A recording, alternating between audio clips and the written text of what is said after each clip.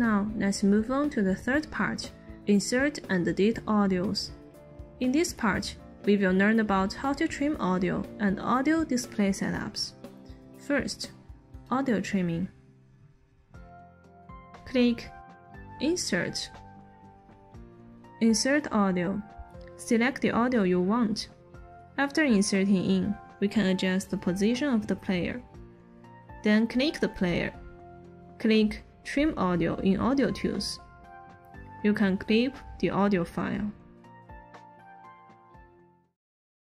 Let's move on to audio setups.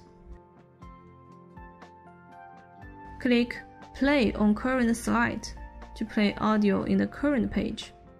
If you switch to the next page, the music will automatically stop. If you want the music to play on multiple pages, click Play across slides and choose to stop on one page.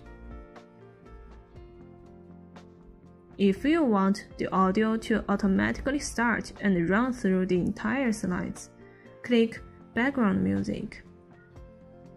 These notes need your attention. Insert audio is to save audio file in the presentation. Link to means the audio is not in the presentation.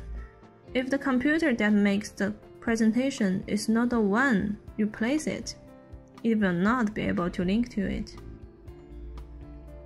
Background music is that the music will play continuously while the presentation is playing, which can be set according to the requirements. Now, we have how to insert and edit charts, videos, and audios in mind.